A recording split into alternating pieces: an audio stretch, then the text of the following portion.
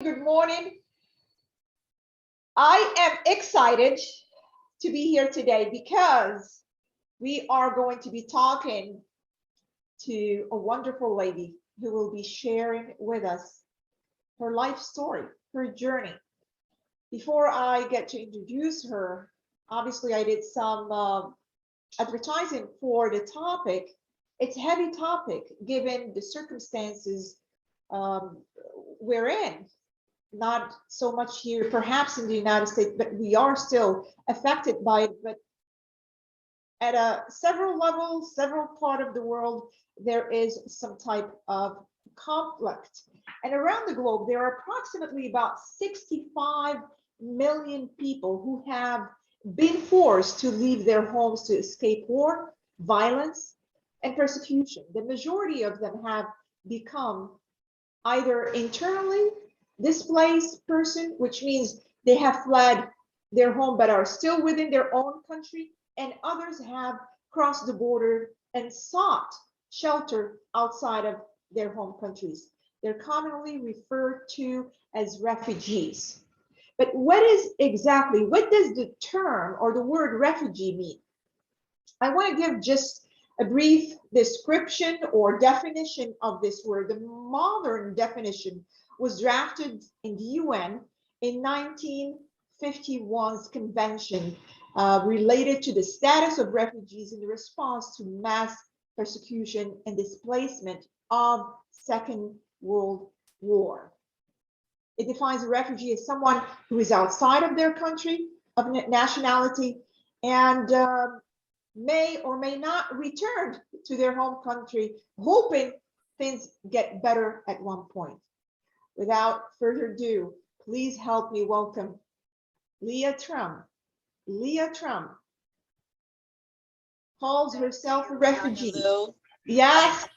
So I absolutely want to hear all about it today. Although different refugees, obviously everyone has a different story. And what interested me in your story is the fact, I don't know it all, and I'm hoping to know it all today, is the fact that you fled on boat. So Leah, please introduce yourself. Okay, first of all, I want to have a tiny correction. It's Lee, like the sea. Okay, Lee, okay. Tran, T-R-A-N, not Tran.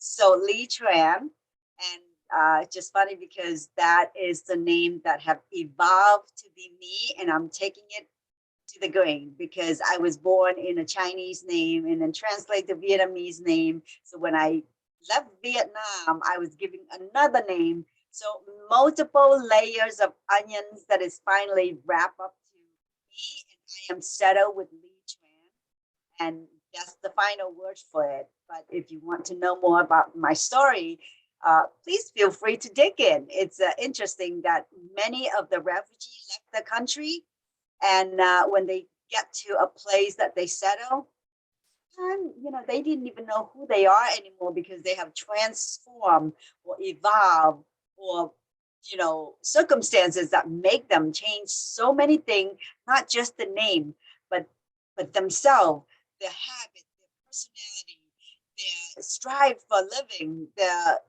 many layers of things have evolved during the course of transition. So my life story is very complex. I doubt that this 1 hour you're going to be able to get to know me all, but I would try to give you the most cores of who I am and the nutshell of who is Lee Tran. So I was born in Vietnam. I am not Vietnamese, just to be sure that everybody understand that. I am a Chinese descent. My family is from southern China. My grandparents left China the same reason that my dad left Vietnam, famines and war and communists. So both sides of my grandparents were authentically from South China in Guangzhou, and they settled in South Vietnam, thinking they get as far as away as they could from China, communists. But when my dad is about my grandfather's age, in his 40, obviously communists from the North Vietnam invaded the South and took over. And our lives has been really harsh and tough. And my dad knew that there's no future for us unless he did something, which he did. And for 4 years, we lived under the communists. We were ransacked. Our business was taken over, and things has been very horrendous. Like most of the people who live in the communist country probably could understand. It is a terrorist regime that you have no freedom of speaking, no speech allowed. You've been oppressed for every single corner of your life, including religious, financial, emotional, and it's just not a really good way to live. So my dad took a whole year, constructed an underground networking to build a boat that took over 502 people to be exact, out to the sea in May of 1979. And that took him a year to accomplish that mission with a team of, I don't know, maybe a dozen or so people that fund the financial, and the organization orchestrated the whole entire trip. So we escaped out of to the sea in 1979 and get raided by pirates from the Gulf of Thailand.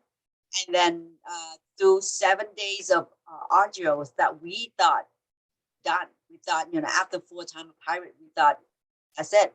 The engines was broken. The boat was not engine. We didn't have the compass. We didn't know where we were going. No food. It was dehydrating, and then miracle happened.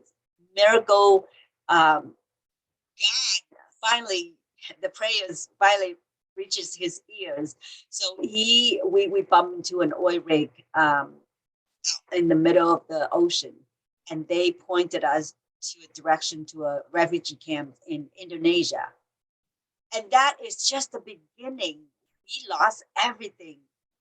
Our suitcase, not even a suitcase, just some rag bags, with nothing but hope and dreams and determination and the heart that any country take us, we would swear, we would work super hard just so we can live and survive. Not just that, but to thrive. So 1980, January 3rd, we landed in Minnesota, the coldest place on earth compared to Vietnam with the tropical climate. And we struggle, we really struggle with language, with culture. Everything's a shock, like a big shock. And for 6 months, we'll live in Minnesota. And then my dad, again, he needs the community because in Minnesota, it was wonderful people, but he felt so alone because he couldn't communicate. I mean, for us kid, I was 16, I turned 17 at the time. It's easier for us kid because everything is new, everything is wonderful. But for the adult in the 40s, it's really, really hard. So he found some friends in Philadelphia. So, without much thinking, he just whipped everybody and then hop on the groundhog bus and took 2 days of road trip, and we settled in Philadelphia. And that was for 35 years. I shoveled snows and learn how to be American. And 6 years ago, my husband and I decided that we want to have a better climate, so we moved to Florida. But everything was got out. After 40 years, I left my country. In my TEDx talk, and also in my memoir, and I name it "I Did Not Miss the Boat," because the boat has a really great significant representation in my life, figuratively and literally. That boat really saved us, but that boat is also mentally that I felt that it's representing so many opportunity in life that I think I'm the lucky one that I was able to get on that. Some of the people might not be so lucky. So I want to inspire hope for people that don't miss their boat. Uh-huh. Yeah, every one of us have the opportunity that we can create for ourselves. And obviously, lots of refugees trying to create their own opportunity in the land of opportunity, America. This is a place that, if you want opportunity, this is the place on earth to do it. And I thank you for that. As you are telling us or explaining the journey, I can imagine what you and your family went through. And I want to stop at that moment in your life when you had to leave Vietnam and you said you went to Indonesia, right?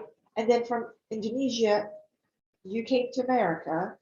I wanted to understand or have a better idea of your psychological state at that moment when you found yourself displaced from obviously your homeland, then obviously back to Vietnam. I don't know how long you lived there, then Indonesia, then America.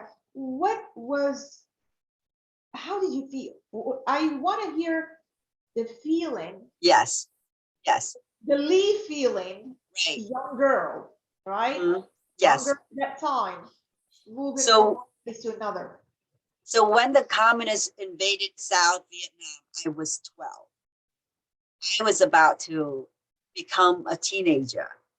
And those are the very vulnerable time in a girl's life or in a boy's life, puberty. I mean, the most sensational period, but yet very vulnerable because you're just about to grow up in a sense. And I was forced to grow up in a way that unimaginable. At 13, I'm trafficking medicine for my mom. I'm trafficking goals. And it was something I don't know a 13 years old or 12 years old should feel, but I felt that I didn't really have a life. All I do is living in fear that the family will get take away to jail because my dad, we had a comfortable life. We are capitalists. Consider from the communists, we are capitalists, and capitalists are sinners, are bad for society. And at any moment, they can seize us and take my parents away to go to jail. So I was constantly living in fear. And by the time I was 15, I knew I didn't have a future. And, not just my parents knew that, but lots of my friends and their families already found a way to escape out of the country. So that giving me a lot of very unsettling feeling. I was like, I'm asking my mom, like, are we planning? Are we going? Because there's nothing for me here in the future. I can't go. My parents took me out of the school because we didn't really learn anything but propaganda. So all I had was hope. All I envision is me in a paradise somewhere in a third country with freedom that I can wear my school uniform and I can actually go back to school and get my education. So that was a very anxious feeling. Now, 7 days out in the sea with deep oceans and with, turbulent feelings and all this chaotic from the pirates 4 times, I did not have any regret though. I mean, I knew that I could just die at any moment if the boat broke down or anything. But I knew that even if I die at that time, it's still better than get trapped in a place that you really cannot grow. So as desperation as I was at the time, I was still hopeful.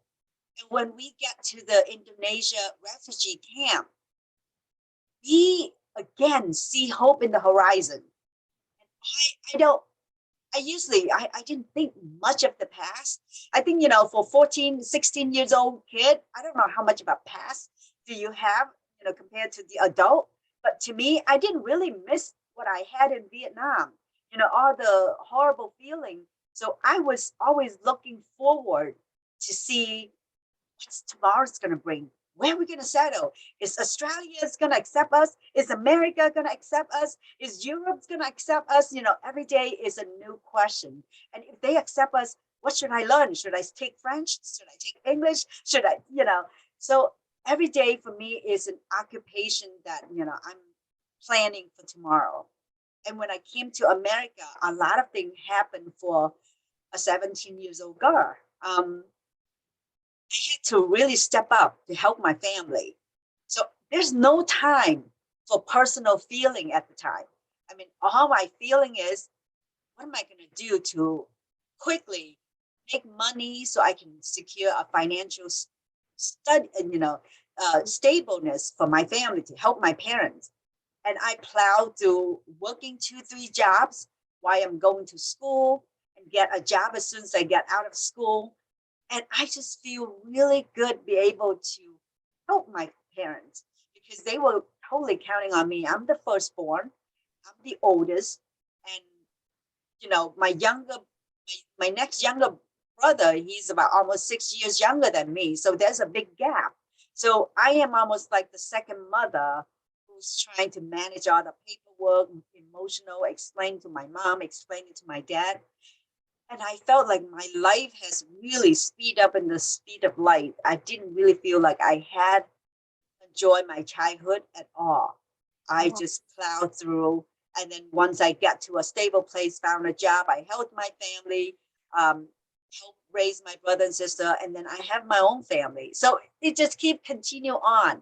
Yeah. And I finally, 5 years ago, 6 years ago, when I moved to Florida, I said that I need to take time to live, to reflect, to enjoy, and to pour out whatever suffering that I thought I have, you know, or the trauma that I think that I've been through, that I'm concealing it, put in the bottle, put it in the freezer. Now I'm going to take it out and thaw it and start to see what is the beautiful thing that I can keep and what is the nasty thing that has been tormented me for all this year. I am pushing that. I'm letting it go.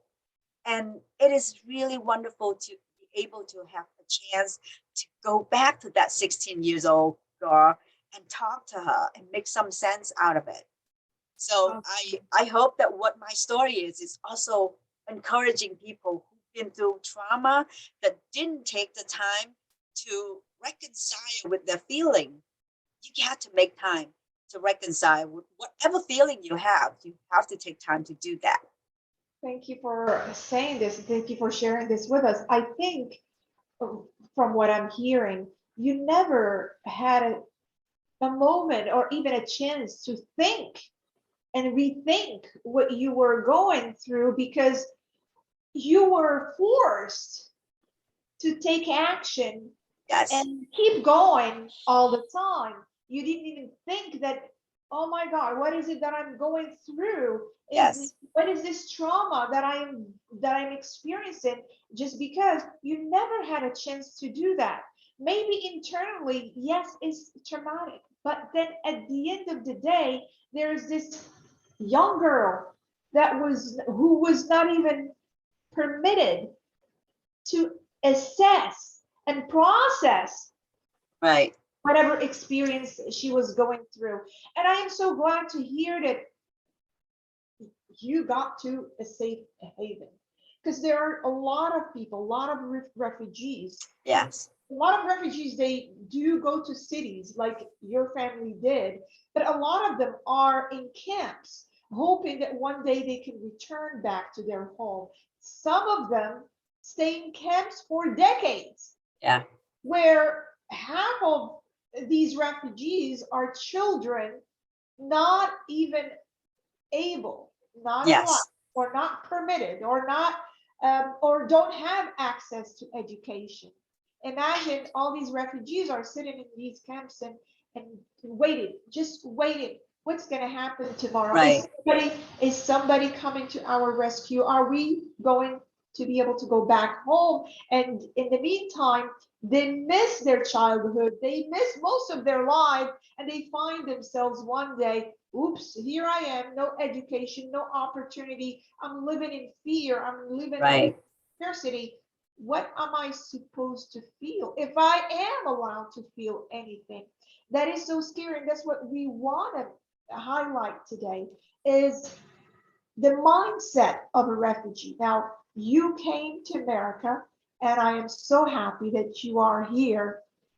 For a lot of people, just to stop for a moment, they do confuse. There is a confusion between a migrant and refugee. Migrant obviously is someone like me that one day left their homeland and went for whatever it is, education, better opportunities, and so on and so forth. But refugees are people who are seeking international protection.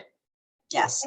They're looking for somewhere in this world where they can find that refuge they're Right. looking for. So that just to clarify this, and a lot of times um, the United Nations and government agencies, they do guarantee a minimum of or some type of standard of treatment and non discrimination to these refugees. But the reality, which we'll get to it now, the reality when you arrive, you're faced with a, oh my, a new world.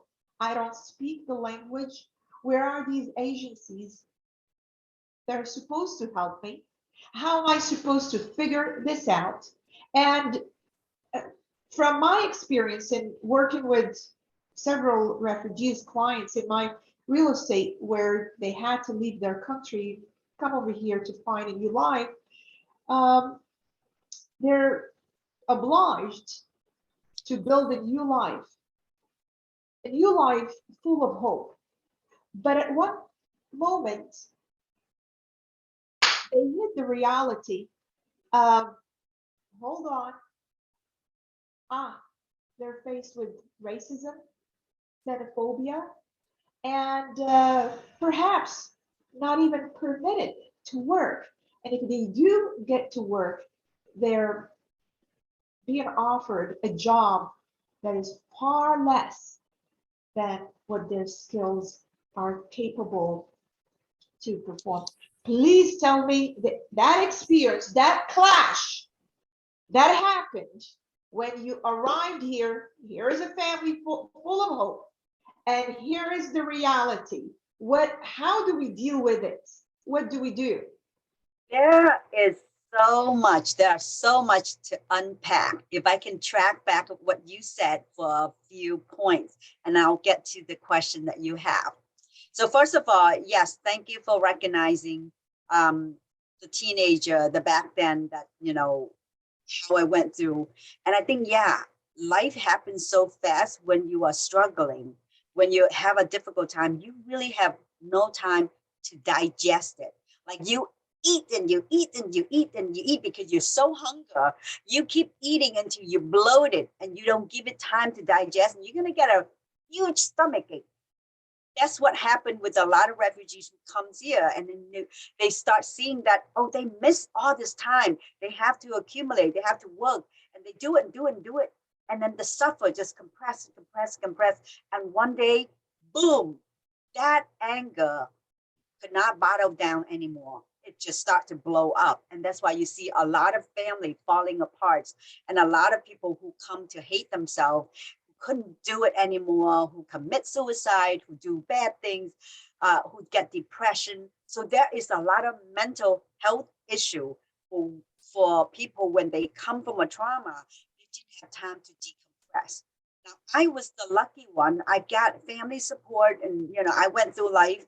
And this is a period that I take myself out of the equation, so I can actually re-examine where is the kink, so I can smooth that up.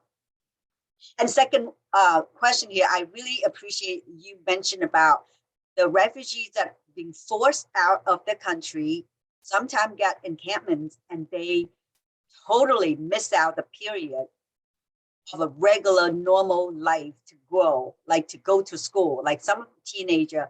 I am a board member. I'm going to give a little plug of a group called Refugee Film School. Uh-huh. So this singer and songwriter Jana Stanfield, who went to Malaysia, I think 2018 or 19, and she found a lot of refugee there from Afghanistan, Pakistan, Sudan, like from all part of the world. I know That, Jane. I know her. yes. Yeah. Oh, you do? Yeah. So she was forming a school to teach those teenagers that you were talking about, because they are not actually accepted as the status of refugee. They came to the country and the country took them, but they are in limbo and they can't go to the Malaysians regular school like regular kids. So they have a lot of disadvantage.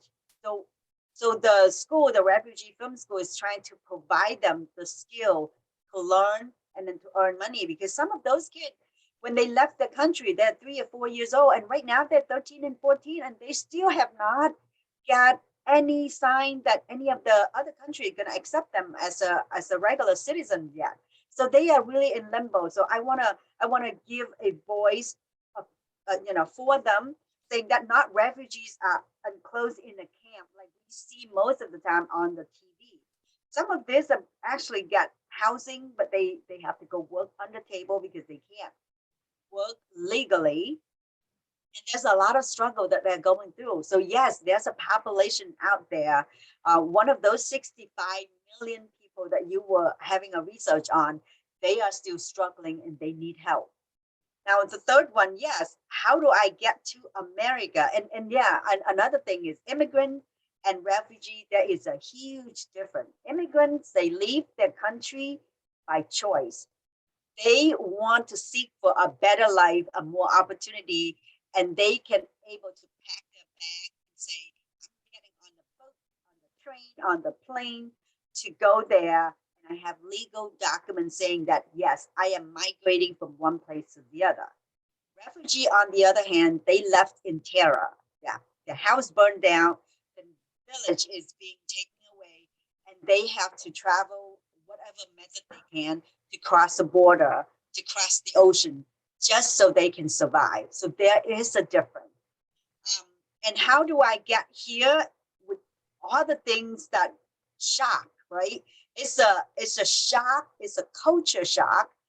It's a language deprived because you can't express yourself. Whatever you want to say, and I speak three different type of dialect in Chinese because I'm Chinese. I speak one dialect at home, and I have school friends speaking in Cantonese, but in our national language, we have Mandarin, and I speak Chao Zhou at home. So there's three dialects, but then I also spoke Vietnamese, and we learned French. And all of those are useless when I come to America because none of those can help me. So I have to really use my Latin root to learn English fast and like speed of light type of fast. And it is a shock. And at the 17 years old, your identity crisis is enormous because you don't feel belong and you feel like you are different in every single aspect. You can't express yourself. And when you talk, you're afraid people are going to laugh at you because you might say one thing, it might mean another thing. You have no idea about music, sport, slang, the culture. So you feel like you are not belonging to any group. Like, I don't feel like I belong to the Chinese group either because I'm not like 100% exposed to the Chinese, culture. And I don't feel like I belong to the Vietnamese group. And, it's just so many things that I really kept myself away, and I have to brush that off and say that my focus is to study, get a degree, and find a job and make some money. And that was what I was focusing on. And that's why there's a lot of emotional things that I did not get to it because I didn't have time. I didn't have time to get to it. And I know that all my younger brother and sister, they had the same trouble, but in a different intensity, different perspective, different lens of view, because they're different age group. And Yeah. it's better for my youngest brother because he came here when he was 3. So technically, he doesn't speak much of Chinese or any other language but English because he went to school and that's become his second nature. But I am still translating things for my parents. So and sometimes when in the 20s, I felt like I need to just take a break from my own root, which is a shame to do that. Because I say, if I'm speaking so many things and I'm not master of anything, then it's no good. So I put everything aside. So I focus more on self-help and speaking English and doing things at work, study. And I think I advance in some place, but then I'm also detract in some place, like my own culture. And I'm at the stage that I feel like what I came from is very beautiful. What everybody come from, is very beautiful in their own unique way. You just have to make the time to reconcile with yourself and say that, you know what, you are unique. Whatever you have, no matter how little you have. I feel like my Chinese is so broken, but it doesn't matter how little I have. And that's still all mine. Yeah. That's still mine. And, be grateful for it. And that's how you can be happy when you know that America is a salad bar. Everybody brings something different. That's what makes this country so unique and so beautiful. And, for somebody like you from Morocco, I'm so grateful I get to have a friend that I can learn from your culture. And by dialogue, by putting on this conversation here, we can learn from each other. And what a better way to live in a harmony place that where everybody open heart, open mind to accepting each other for the way they are. Yeah, amen to that. Amen. I am a firm believer. I am Yes. right there with you. And this is why I have this program, is obviously to get people to know each other, people that otherwise don't have the opportunity to travel, don't know about world affairs, don't know about people's challenges and struggles, get them closer to those stories, get them closer to connect better and to do better business and evolve and triumph and succeed. And that is the purpose of this program, that is a cultural mastery. One thing I wanted to ask quickly, and I've been calling you all along, Leah. I That's love okay. I answer to that too. um, did you find, when obviously you had to find your way around, how about agencies helping refugees when you arrived here? Was there any help, any We assistance? were lucky. We were Okay. lucky because we were sponsored by a Lutheran church. And Lutheran church did a lot of that sponsorship for the boat people back then.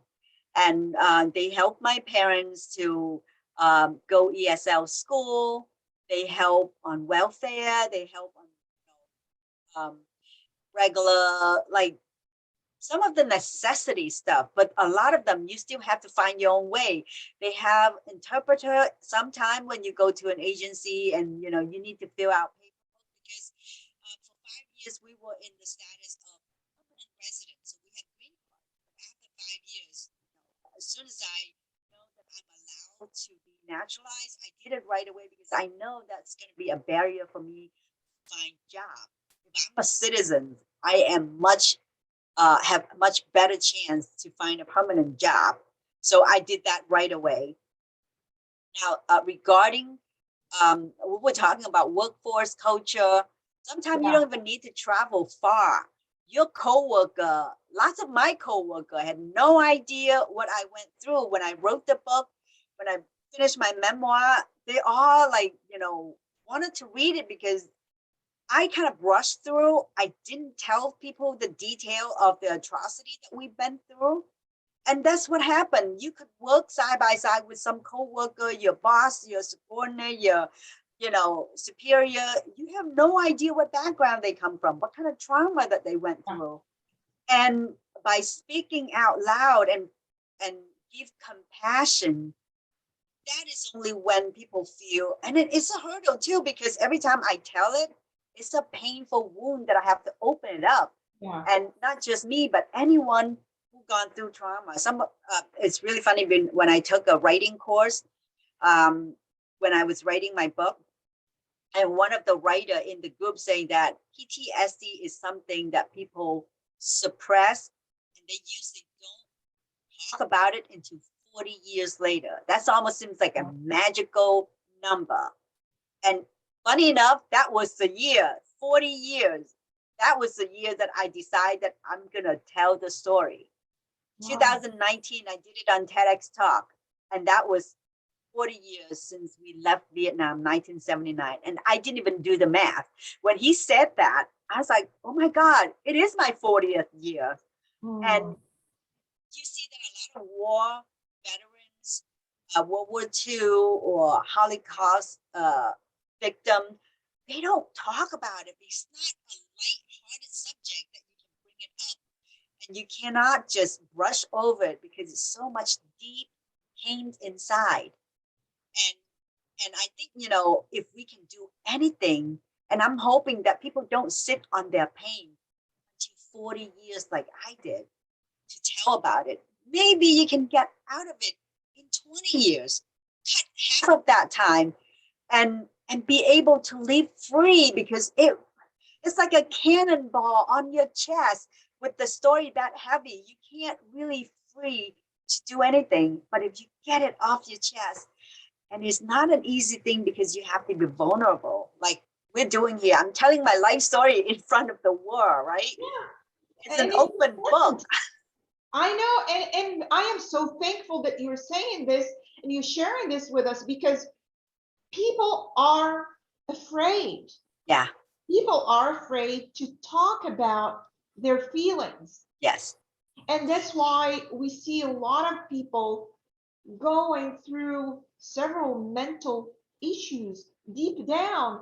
They wish they can talk about it, but that fear on how they will be looked upon and how others judge. Judge and all that, just that alone right prevents them from opening up. And it's a stigma to it too. Absolutely. And I think we came so far along, and this is the time when people have to say enough is enough.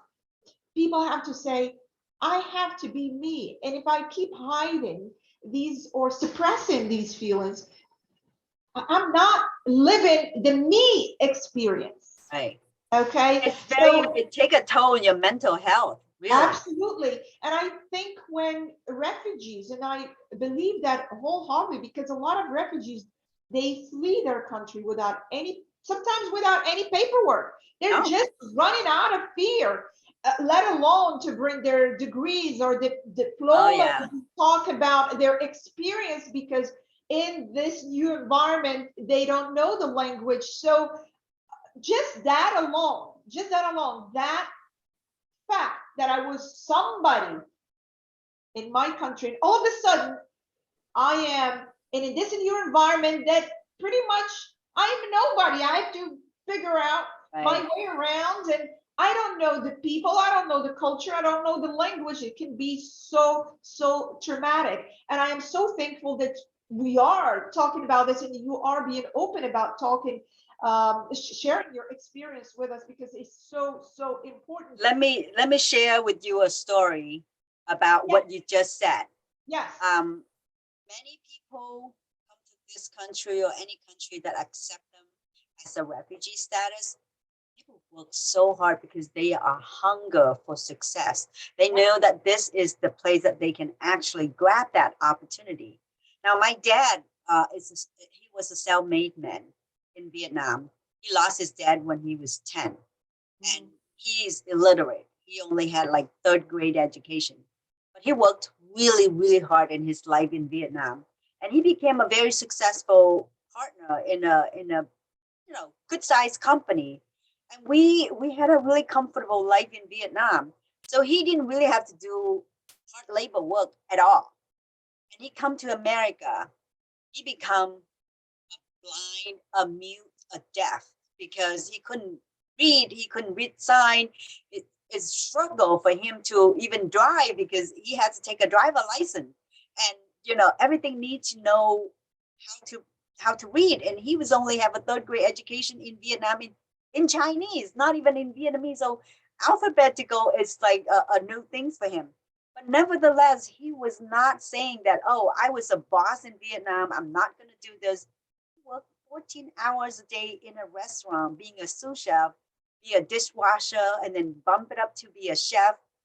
And, that's how he knew that all of that just temporary, because he wanted to put his children to be on top of priority, and and his children will be somebody someday. Now, when I moved to Florida, I hire a team of people to renovate my house.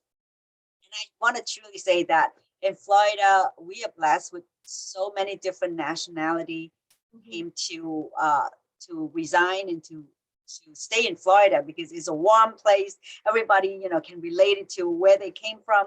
Yeah. So when I hire a team and then they introduce me to another team, so I have a Venezuelan contractor for my kitchen. I have a Puerto Rican person doing brick laying for my house. I have a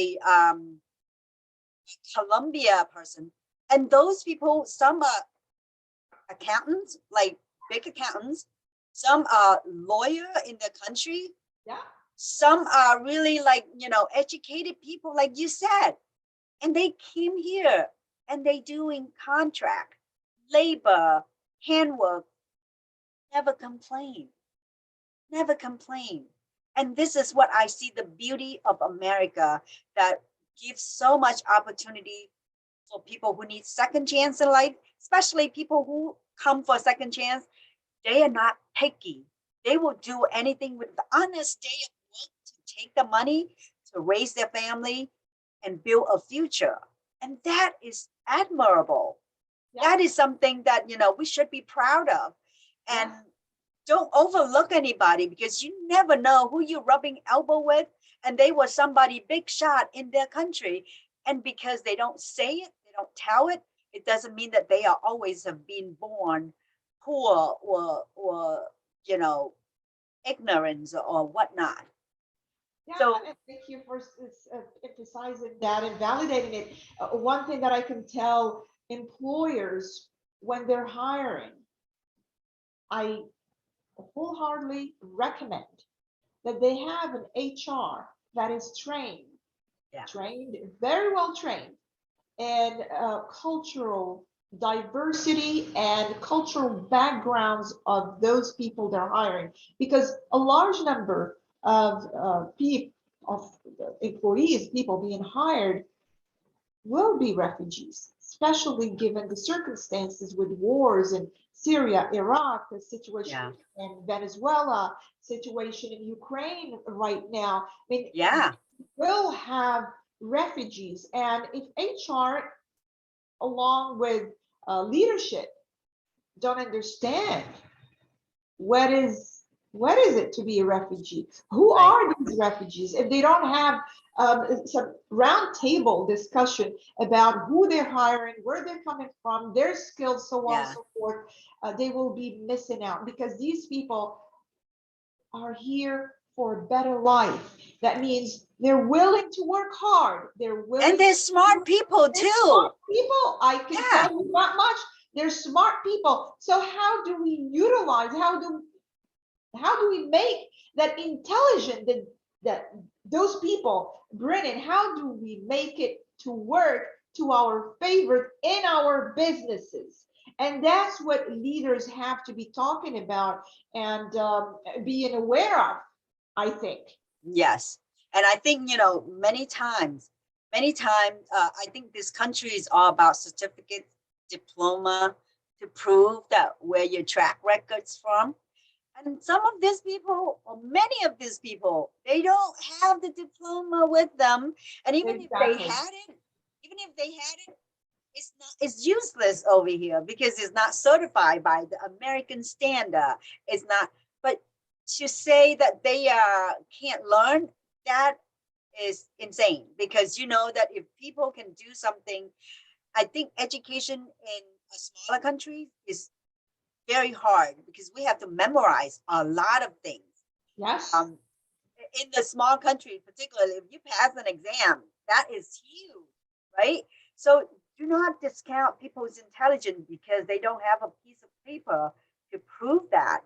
And I think, giving the second chance, they can learn so fast because they are so determined They are so hungry for success. And I think that I applaud you for training people recognize that. Many people that who come here now, I don't want to say that every refugee come here with a glory, attitude and personality.